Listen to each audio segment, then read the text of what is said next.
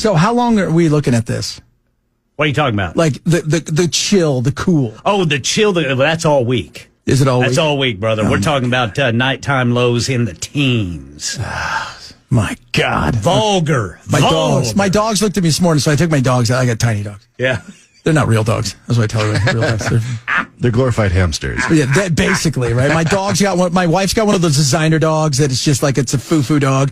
Then my daughter, we went over to get, because my other dog, his best friend was a cat who passed away. So we went and got another little puppy like 3 years ago. Yeah. And my daughter was like 3 or 4. She just picked up this one dog and wouldn't let it go. And so they're both just tiny dogs and they're useless. And they have full coats, like jackets. My wife's got them jackets, like outside of snow goggles. And they won't go outside right now. They're like, hey, we're warm weather dogs. Oh, yeah. I've got to drag them. They're like, no, we'll hold it. Yeah. We'll hold it for the next 3 to 6 months. Yeah. I got a little wiener dog named Fritz, man. And about 2 or 3 years ago, we had an ice and snowstorm. That little fella held it for 27 hours. I cleared snow out of the way for his little fat belly and everything. I looked all over the house for evidence of him making that mistake. He wasn't going to. No. He wasn't going outside. Like our dogs, they don't, because they're not used to an apartment. So we got an apartment here as opposed to our house where they had doggy door and this like an acre to run around. Yeah, they can come and go. And it was hot all the time. It's like it's 80 in Phoenix right now. Mm-hmm. And my God, they looked at me like, dude, you guys could just leave me in the house. Why does the cat not have to go outside? We'll learn to poop in the box like he does. That's right. I mean, we already go in there and eat his snacks anyways. Stupid cat. Dogs are so dumb. Oh, my Lord. I tell you what. So we're going to be cold the rest of the week. And nothing crazy on the roads, right? Like, how bad does it get here? It's so hit or miss. Well, the problem here, Chad, is the snow turns to ice. Yeah. Like, in the desert, you get a dry snow.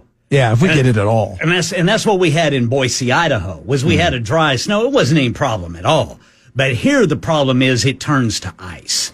It packs, it gets into like nice big sheets of ice too. So like a couple of years ago, there were patches of ice around the road, but you can't see it because there's black ice across the street. And I was driving to work and I didn't see a patch and I just lost control, skidded in the most slow motion. Yep. Most slow motion crash I've ever had. I think I was moving like essentially, and just skid right into the back of somebody's car. And I was like, oh no, I am not making to work and I have to have an awkward conversation. Yeah. Turns out they were out of town for the entire weekend, so I didn't have to have that conversation that day, but it was a weird Monday for sure. Yeah, black ice is terrifying. Like, because obviously we don't have that issue when I was in Phoenix, and even in California we don't have that issue anywhere, but I've been in Europe. I lived in Europe on and off for a decade. We had a little bit of that in certain places, but like we got a email from our big boss saying you're going to do what's right for you with the United States. But I walked here because I would not let you guys not have anybody on the show. I walked. We're going to have Brother Chad Benson on the air. That's right. I came. I walked. That's right. But you can tell your kids that. Yeah, I did. You walk through frigid temperatures to get to work. But you know what's funny? When I was leaving, where did my kids go? They went up to the roof because we have like a rooftop patio and everything. Right. They're in shorts and a t-shirt with a little jacket. They're going up to the roof because what do they want to do? They want to go outside and see the snow. Yes. So it's not the same. Yes. It's not. They don't care that I'm walking. Good God.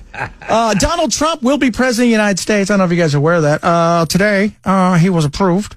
There was no fighting. There was no arguing. There was no rushing of the Capitol to storm it. Oh, my God. It was just what it was supposed to be. But it was solemn, say some.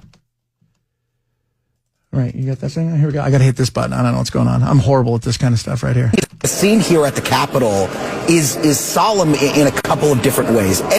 Why is it solemn? Honestly. I'll tell you what, January 6th. There are lawmakers who remember where they were exactly 4 years ago. I've talked to some of them.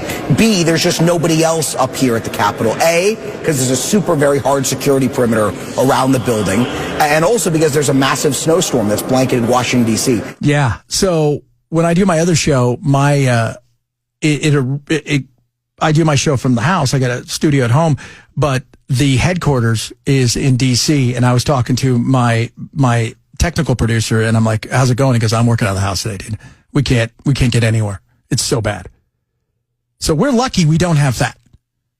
But it is not a solemn occasion. It's a solemn occasion. You know why? Because they want to make everything about January 6th. Oh, yeah. That's all they care about. January 6th, the deadliest day in human history. Never been anything deadlier. There's a Babylon Bee's actually got a documentary out about it. And I will tell you, I wasn't thrilled by it. I think Trump went on too long and didn't have the proof that he needed. I'm not saying something did or didn't happen. Maybe it did, maybe it didn't, but you got to prove it in court. It's not what you know, it's what you can prove. Secondly, there was too many crazies around Trump along the way who ginned up people. But on that day, Trump said, go peacefully. But when it got out of hand, he could have tamped it down. And he waited. And that was a real issue. When it got out of hand, he could have spoken up and he could have done some things to calm the people down.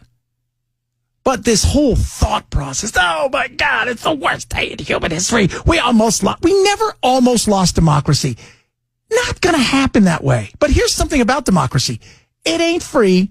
It ain't cheap. And you got to work at it. That's what democracy is all about.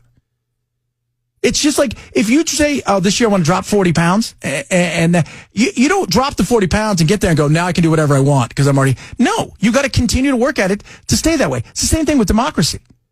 Young kids have no idea what people have gone through, no idea where we've come from because we don't teach it anymore. But this thought that democracy was just listening to people all day on about it. Case in point, this guy. Chuck Schumer talking yesterday about, the competency thing. Trump, what happened with Trump and democracy almost being snatched, that was the worst thing in human history. It was. And he was called out on the floor, even on Meet the Press. They played some for him. This was you talking about how good he was. This is him firing back. Leader Schumer, what do you say to Americans who feel as though you and other top Democrats misled them about President Biden's mental acuity? Look, we didn't, and let's look at President Biden. He's had an amazing record. The legislation we passed, one of the most significant groups of legislation since Lyndon Johnson's Great Society, putting in 235 judges, a record, and he's a patriot. He's a great guy. And when he stepped down, he did it on his own because he thought it was better not only for the Democratic Party, for America. We should all salute him. You're a liar. You're an absolute liar. And to say that he was all there. You want to know what the biggest story was last year? The fact that we had a guy that many people knew for a year that he shouldn't be president. Many people did. Starting in July of 2022, I said he's not going to run again. I'm hearing stories about him wandering the halls at night, asking when he's going to be at home when he's already in the White House. And I got, blasted by a lot of people. It's a right-wing talking point. He's a hero. He's not a hero. He hung on too long. He didn't make that decision. You guys made it for him. And when you talk about January 6th being this day where we almost lost everything, you allowed a guy to be in well past his sell-by date. Do you understand that? You allowed people that are unelected, faceless, nameless people run the country because he couldn't. That's not democracy. When everybody's worried about big money in business, you should be worried about who are these lifetime appointees that for whatever reason seem to be in everywhere in politics. And by everywhere, I mean they go through administrations. They're inside of everything. We didn't vote for them, yet they have all of this control. We didn't vote for them, and yet they're making decisions behind everybody's back and got to the point where, yes, they're making real decisions along potentially with his wife, the good doctor, not a licensed medical professional, and anybody else that wants to throw their hat in the ring. Do you feel, as we have this conversation today, that President Biden could serve another 4 years had he stayed in the race and potentially won? Well, I'm not going to speculate. As I said, I think his record is a stellar one, and he'll go down in history as a really outstanding president. You're on drugs. Probably the good kind, too.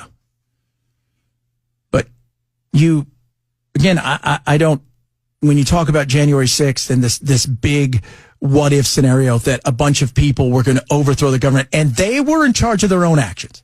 Somebody said, you need to say Trump said march down there peacefully. I said he said to march down there peacefully, but he could have been a little bit more forceful about telling everybody to calm the blank down. But to think that there was somehow the United States government, the most powerful military in the world, was going to be overtaken by a bunch of people who were wandering around aimlessly. And oh, by the way, staying in the velvet rope lines. Because when you're going to storm the castle, you better make sure you stay in the proper area. It's nuts. Watch out. Here comes Delbert. He's overthrowing the country. He just got done at the Waffle House. Talking about revolutions. No. And let me tell you something. There were some wackadoos. I spoke to Jacob Chansley on several occasions. He is the QAnon shaman. He was also from Arizona. Arizona is like Florida of the West, right? Wacky, weird things come out of there. And the dude was a bit of a nut job. Okay. Was he harmless? He shouldn't have been there. You broke the law. You shouldn't have been there. Okay. Do I think you were part of an insurrection with that hat? He got to the podium. That means it's his. He's not a dog peeing on something. Well, it's his. He was the last one there. Good God. So no weapons. And that's all you guys are talking about. The minute January 6th was over, after a couple of days, I was like, all right, we're moving on with our lives. Because you can't change it. But they're living for it. See, that's just it. They live for this stuff. The left does. Is he going to pardon people? Donald Trump has always been tight-lipped about exactly how he would answer that question. But I can tell you, I've talked to January 6th defendants, some of whom are still in federal prison right now. I've talked to them on the phone saying that they are waiting for those pardons from Donald Trump, that they expect them. I think some people are going to get pardoned, and I think others aren't, because I do think there were some people there who, for whatever reason, got it in their mind that they were a part of something, that they were going to do something, that they were, that they've been activated. Well, those people, sorry. But to a vast majority, and I do mean a vast majority of people who wandered through the Capitol, who didn't fight with police. By the way, fighting with police anywhere is bad. Do I think that those people are going to get pardoned? I think some will. I think a vast majority of people are going to get pardoned. And there are going to be a few that are going to be SOL, for lack of a better term. But the fact that they're just like, oh my God, he's going to pardon somebody. He's going to pardon. He's going to pardon. He's going to pardon. What is he going to do? He's going to pardon somebody. You overcharged, which is what they do. And now he's going to go and rectify some things. And we all move on with our lives. It was the day of infamy. Really? Really? Dan, it wasn't a great day. You're not going to hear me say that.